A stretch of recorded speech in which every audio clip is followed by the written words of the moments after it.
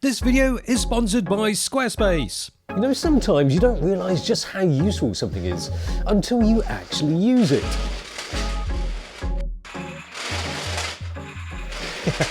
That was a good one. Yeah. Anyway, I'm talking about what's inside of the box.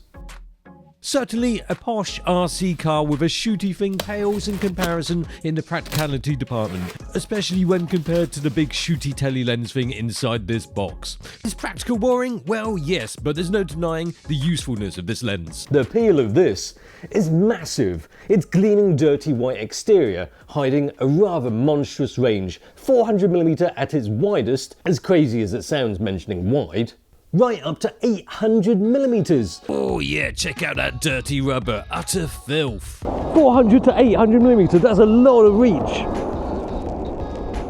Especially for big objects like cars. This is plenty, especially on a track like this.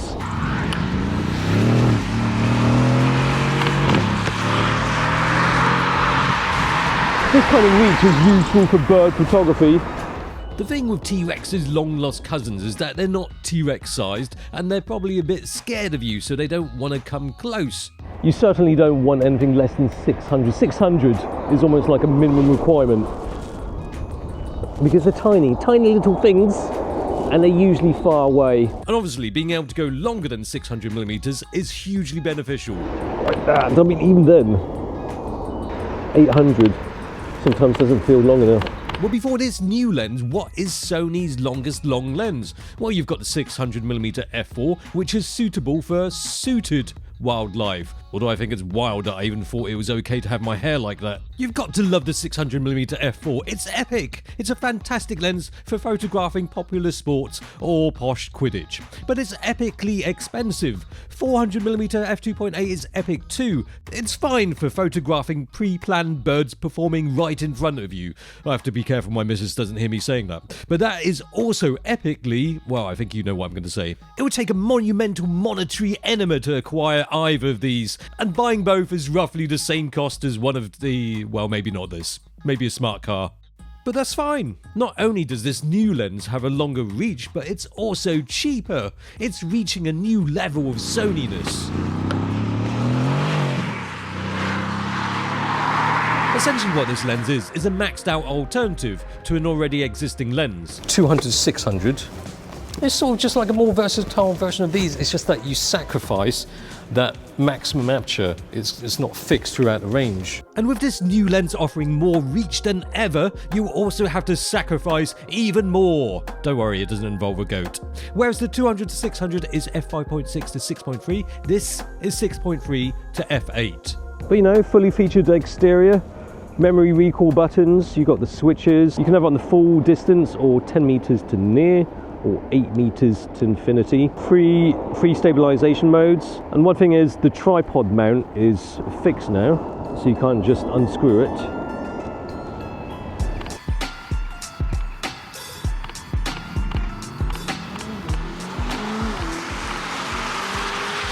And when it comes to those slow maximum apertures, it probably doesn't matter too much when it comes to panning shots, because you need a slightly slow shutter speed, don't you?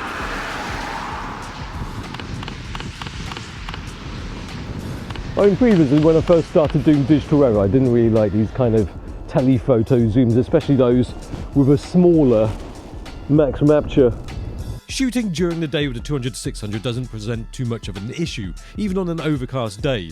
The new one is 2/3 of a stop slower at its longest. For this shot, I would have had to use a 640th of a second shutter speed. I mean, that's bearing in mind that when it comes to bird photography, you probably need a minimum of 500 of a second shutter speed. Minimum.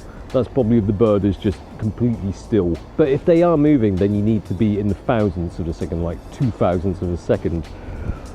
And in which case, at f8, you probably need to bump up the ISO quite a bit.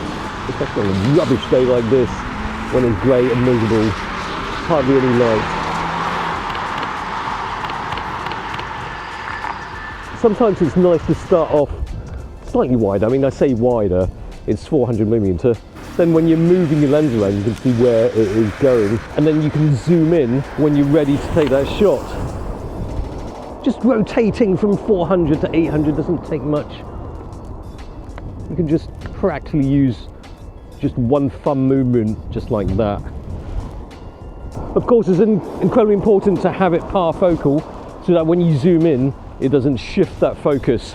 It's not completely parfocal, but it's not wildly off. Subpar focal. Optically though, it's certainly above par. The image quality fantastic, the build quality top notch, and if you want to carry as little lenses as possible while having the most range, this would be a great pairing with the 100-400 without any overlap in focal lengths, unlike the 200-600. With all its practicalities, it is a sensible lens, although if you consider the price, which is 1k more than the 200-600, perhaps that might not make too much sense for some, especially if you already own the 200-600, but also because you can buy a 200-600 with the 1.4 times and 2 times teleconverters for less than this new lens. But more is more, and by getting more you give more. But the key thing is you can still get the 400-800 and those teleconverters for moreness. But could you cope with an f16 max speed? Well, you'll be fine, as long as you're sensible about it.